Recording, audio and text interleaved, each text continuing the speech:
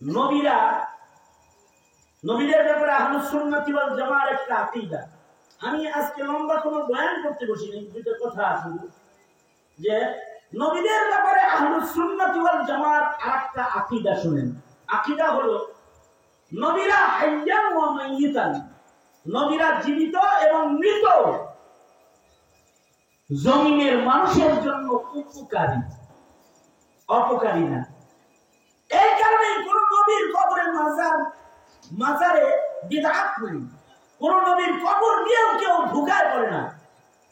ওলি বুজুর্গের কবর দিয়ে ঢুকায় পড়ে সেজদা দেয়। কোন নবীর কবর দিয়ে এরকম সেজদা শিরক বিদআতের ঢুকা নেই। নবীরা হাইয়ান ওয়া মাইয়িতান, জীবিত এবং মৃত, জমিনের উপরে থাকুক আর নিচে থাকুক, নবীরা উম্মতের জন্য রহমত এবং উপকারী। আমাদের নবী মুহাম্মদুর রাসূলুল্লাহ সাল্লাল্লাহু আলাইহি ওয়াসাল্লাম তো নবীদের সরদার। নবীজি মৃত অবস্থায় উম্মতের জন্য উপকারী, অর্থাৎ নবীজি কবর থেকে উম্মতের উপকার করতেছেন। নবীর দ্বারা উম্মত উপকার পাইতে থাকবে কিয়ামত পর্যন্ত। হ্যাঁ, দুইজন পয়গম্বরের অনুসারীরা নবীর দ্বারা উপকৃত না হয়ে অপকৃত হয়ে গেছে, ইহুদি নাসারা। একদল উযাইর আলাইহিস সালাতু ওয়াস সালামকে শিরিক করে আল্লাহ পাকের জুজ বানায় ফেলেছে, আর একদল ঈসা আলাইহিস সালাতু ওয়াস সালামকে আল্লাহ পাকের জুজ বানায় ফেলেছে। কারণ কি? কারণ হলো ওনাদের জীবনে অলৌকিক মুজিজা ঘটেছিল। হযরত উযাইরের মুজিজা হলো তিনি একদিক দিয়ে যাইতেছিলেন, উনি মসজিদুল আকসা দেখে বললেন, এই অনাবাদী আকসা এরিয়া আবার কিভাবে আবাদ করে। আল্লাহ তাআলা হযরত উযাইরকে ইন্তেকাল দিয়ে দিলেন। 100 বছর পরে আল্লাহ আবার জীবিত করলেন। বুঝাইলেন, তোমার জন্য 100 বছর পরে জীবিত করছি, এমনি সব আবার ঠিক করব। এই যে ওনার জীবনের এই মুজিজা, এই মুজিজার কারণে উম্মত ধোঁকায় পড়ে হযরত উযাইর আলাইহিস সালাতু ওয়াস সালামকে আল্লাহ পাকের সন্তান সাব্যস্ত করেছে একদল। আর ঈসা আলাইহিস সালাতু ওয়াস সালামের আজব কিছু মুজিজা। একটা মুজিজা হলো তিনি বাপ ছাড়া জন্মগ্রহণ করেছেন। আর আরো কিছু আজব মুজিজা, আন্ধার চোখে হাত রাখলে চোখ হয়ে যেত, মরা মানুষকে কবরের পারে দাঁড়ায় ডাক দিলে সোজা কবর থেকে দাঁড়ায় যেত। এই যে আশ্চর্য আশ্চর্য মুজিজা আল্লাহ ওনাকে দিয়েছিলেন, এই মুজিজার কারণে উনি আসমানে জীবিত থাকার পরেও ওনার অনুসারীরা ওনাকে আল্লাহর ছেলে বানায় ফেলেছে, জুজ বানায় ফেলেছে। কিন্তু মুহাম্মদুর রাসূলুল্লাহ সাল্লাল্লাহু আলহামদুলিল্লাহি ওয়া কাফা ওয়া সালামুন আলা ইবাদিহিল্লাযীনা ইসতাফা। أما بعد فأعوذ بالله من الشيطان الرجيم. بسم الله الرحمن الرحيم. وما أرسلناك إلا رحمة للعالمين. وقال النبي صلى الله عليه وسلم: أوتيت علم الأولين والآخرين. وقال النبي صلى الله عليه وسلم: تركت فيكم أمرين لن تضلوا ما تمسكتم بهما، كتاب الله وسنة رسوله، أو كما قال عليه الصلاة والسلام. اللهم صل على محمد وعلى آل محمد كما صليت على إبراهيم وعلى آل إبراهيم إنك حميد مجيد. اللهم بارك على محمد وعلى آل محمد كما باركت على إبراهيم وعلى آل إبراهيم ইন্নাকা হামিদুম মাজিদ। মাসটার নাম রবিউল আউয়াল মাস, নবীজির আগমন তিরোধান, আগমন এবং বিদায়ের মাস। এই মাসটা স্মরণীয় মাস। এই মাসে সিরাতুন নবী সাল্লাল্লাহু আলাইহি ওয়াসাল্লাম শিরোনামে মাহফিল বেশি হয়, নবীজির আলোচনা বেশি হয়। নবীজির আলোচনা শুধুই মাত্র রবিউল আউয়ালে না, জিন্দেগি ভর নবীর আলোচনা দরকার। কারণ নবী না চিনলে ঈমান ঠিক রাখা সম্ভব না। আল্লাহ তাআলাকে না চিনলে যেমন তাওহীদ ঠিক থাকবে না, নবীকে যারা না চিনবে, যে প্রজন্ম নবীর পরিচয় না শুনবে, না জানবে, তারা নবীর ইজ্জত করতে পারবে না। আর এই সমস্যার মুখোমুখি আমরা অলরেডি হয়ে গেছি। আমাদের বর্তমান প্রজন্মের সন্তানরা নবী না চিনার কারণে নাস্তিকদের মিছিল এখন অনেক বড়। নাস্তিকদের বাজার গরম হইতেছে। এটা হলো রাসূল না চিনা, আল্লাহ না চিনা, বরজখ না চিনা, আখিরাত না চিনা, না বুঝার কারণে নাস্তিকদের বাজার গরম হইতেছে। তারা নবী ভক্ত হইতেছে না, নবী না চিনার কারণে নেতা ভক্ত হয়, কিন্তু নবী ভক্ত হয় না, দল ভক্ত হয়, দিন ভক্ত হয় না। এগুলোর কারণ হলো আমাদের সন্তানদের কাছে এখন এই সকল বিষয়ের আলোচনা কমে গেছে। সঙ্গত কারণে সিরাতুন নবী শিরোনামের আলোচনা অনেক বরকতপূর্ণ আলোচনা, যেটা এলাকার আবাল বৃদ্ধ বনিতা সবার জন্য মুফিদ, উপকারী। এর দ্বারাই মুমিনের ঈমান তাজা হবে। নবীজির কথা যত শুনবে, নবীর মহব্বত তত বাড়বে। নবীর যোগ্যতার কথা যত শুনবে, নবীর কাছে তত বেশি দুর্বল হবে। কেউ কারোর কাছে দুর্বল হয় কখন? যখন তার পরিচয় পায়। এতক্ষণ চিনে নাই, তো বুড়ে আঙ্গুলি দেখাইছে। যখন জানছে যে উনি কিন্তু কর্নেল সাহেব, নড়াচড়া দিয়ে বসছে। কেন? চিনে যখন মানে তখন। উম্মত রসুল চিনে যখন, রাসূলকে মানে তখন। যখন নবীজিকে বুঝতে থাকে, চিনতে থাকে বেশি, তো নবীজির প্রেম বাড়তে থাকে। নবীর প্রেম ছাড়া তো ঈমানদার কামেল হওয়া সম্ভব না। যতক্ষণ পর্যন্ত নবী প্রেম না হবে কামেল, ততক্ষণ পর্যন্ত ঈমান কামেল হবে না। লা ইউমিনু আহাদুকুম হাত্তা আকুনা হাব্বা ইলাইহি মিন ওয়ালিদিহি ওয়া ওয়ালাদিহি ওয়ান নাসি আজমাইন। সবার চাইতে নবীজিকে বেশি ভালোবাসতে হবে, হাত্তাকে নিজের জানের চাইতে। আপনি যে আপনার সন্তানের চাইতে নবীকে বেশি ভালোবাসেন, এটা বুঝবেন কেমনে? আপনার বিবির চাইতে আপনার নবীকে বেশি ভালোবাসেন, এটা বুঝবেন কিভাবে? আপনার পিতার চাইতে, আপনার মায়ের চাইতে, আপনার বন্ধুর চাইতে আপনি যে নবীকে বেশি ভালোবাসেন, এটা বুঝার উপায় কি?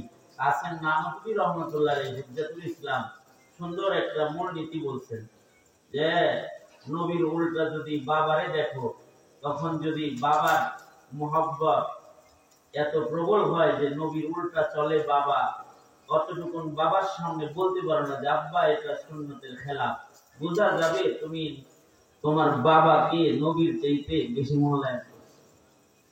তুমি তোমার সন্তানকে দেখতেছো খেলাফে সুন্নাত চলতেছে, তুমি এতটুকুন বলতে পারো না এই ছেলে এটা সুন্নতের খেলাফ, এটার কারণে আমি তোমার উপর অসন্তুষ্ট। যদি ছেলেকে এটা বলতে না পারো, তাহলে বোঝা যায় তুমি তোমার নবীর চাইতে ছেলের কাছে বেশি দুর্বল। বুঝলেন না? কেউ তার বিবিকে দেখতেছে সুন্নাতের খেলাফ চলতেছে, তো বিবিরে প্রেমের জ্বালায় এটা বলতে পারে না যে এটা শরীয়তের খেলাফ বা এটা নবীর তরিকার খেলাফই চলা, তাহলে বোঝা যায় সে নবীর চাইতে বউয়ের ভক্ত বেশি। এরকম দেখেন, ওই যে কিছু পুরুষ আছে, এরা দাড়ি রাখে না বউয়ের জন্য। নবীর মোহাব্বত পাবে কিনা এই চিন্তা আনে নাই। ওই যে বিবির অনুমতি ছাড়া রাখা যায় যাচ্ছে হুজুর, এরকম পাতাইলা ফতোয়া মারে, এরকম বলে, জিজ্ঞাসা করে বিবির অনুমতি ছাড়া দাড়ি রাখা যায় যাচ্ছে হুজুর, বউ যে অপছন্দ করে। তার মানে বিবির ভক্ত কতটা হয়েছে, অতটা নবীর ভক্ত হয়। অথচ মুমিনের ঈমানের মানদণ্ড আল্লাহর রাসূল নির্ধারণ করে গেছেন। যে ততক্ষণ পর্যন্ত কামেল মুমিন হতে পারবা না যতক্ষণ পর্যন্ত সর্বোচ্চ মহাব্বত নবীকে না দেওয়া হবে। আল্লাহর রাসূল যদি এই কথা বলছেন, হযরত ওমর বলে কি, আল্লাহর নবী আমি বিবি বাচ্চা সবার চাইতে আপনারে বেশি ভালোবাসি, কিন্তু আমার নফসের চাইতে বেশি, এখন আমার জানের চাইতে বেশি ভালোবাসতে পারিনি। আল্লাহর রাসূল সাল্লাল্লাহু আলাইহি ওয়াসাল্লাম বললেন, তুমি এখনো কামেল মুমিন হও না। 2 মিনিট পরেই হযরত ওমর বলতেছেন, নবীজি আমি এখন আপনাকে আমার জানের চাইতে বেশি ভালোবাসি।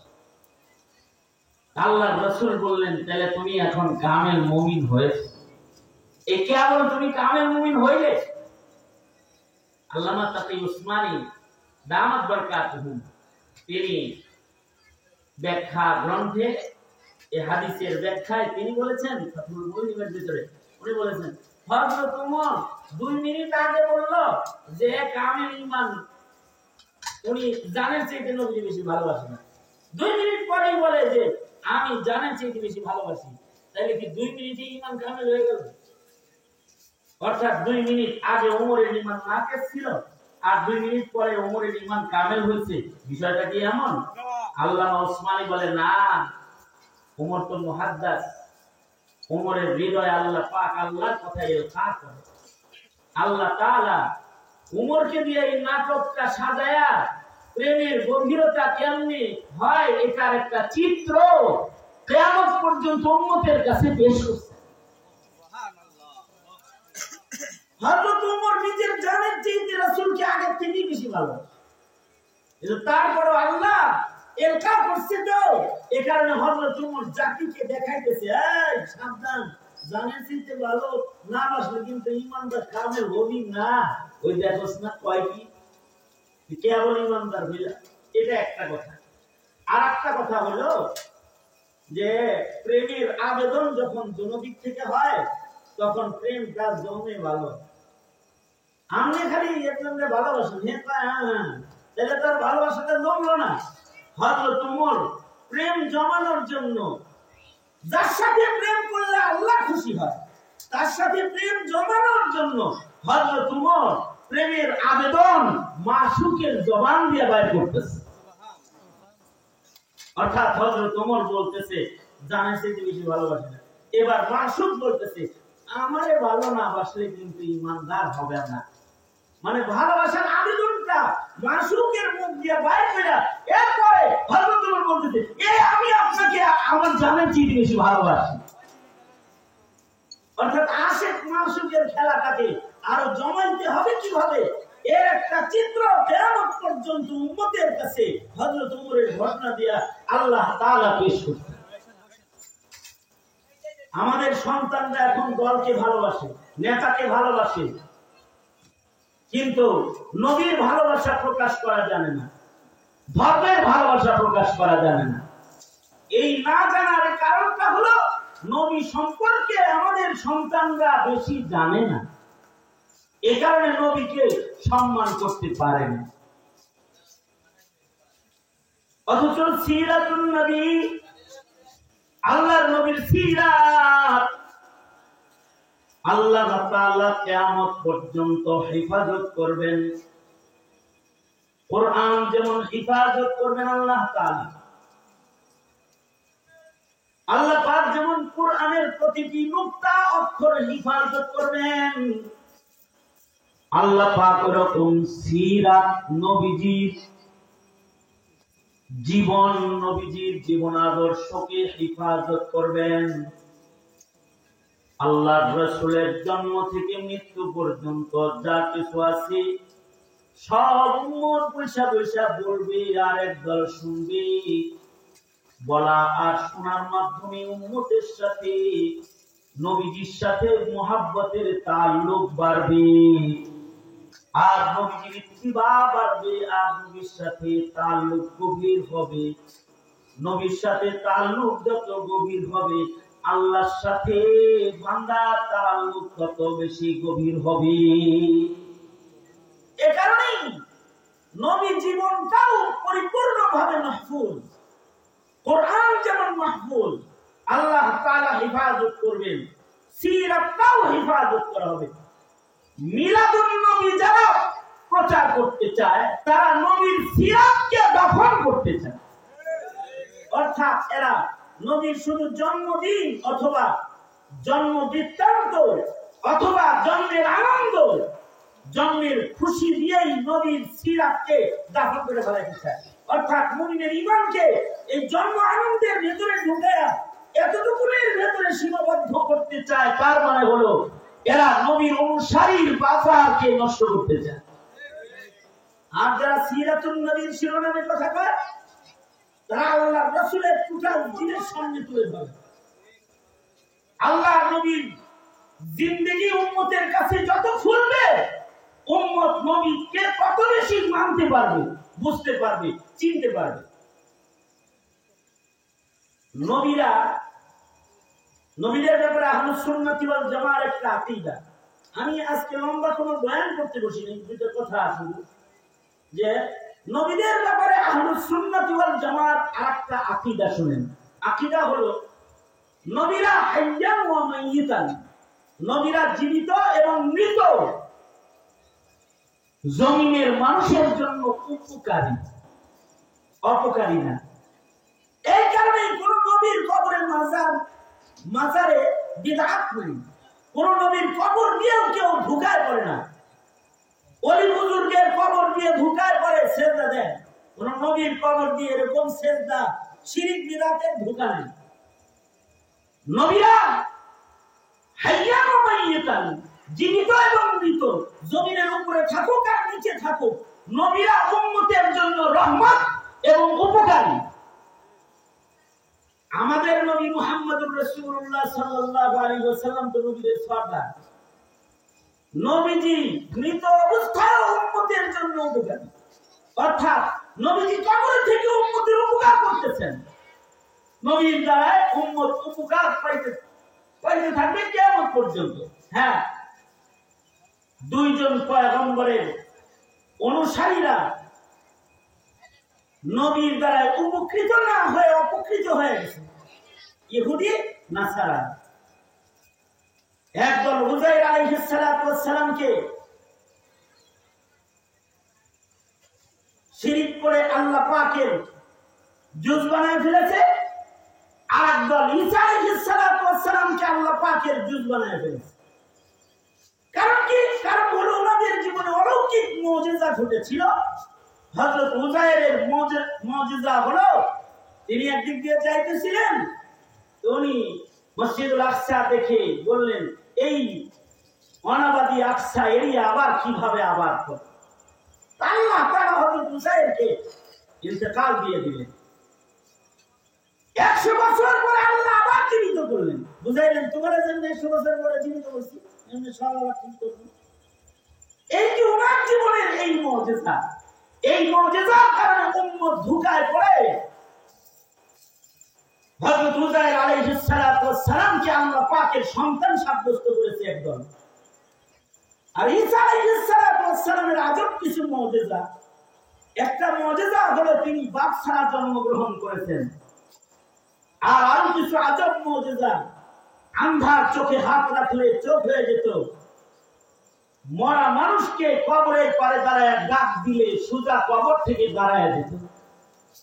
এই যে আশ্চর্য আশ্চর্য মুজিজা আল্লাহ ওনাকে দিয়েছিলেন, এই মুজিজার কারণে উনি আসমানে জীবিত থাকার পরেও ওনার অনুসারীরা ওনাকে আল্লাহর ছেলে বানায় ফেলেছে, জুজ বানায় ফেলেছে। কিন্তু মুহাম্মদুর রাসূলুল্লাহ সাল্লাল্লাহু আলাইহি ওয়াসাল্লাম আমাদের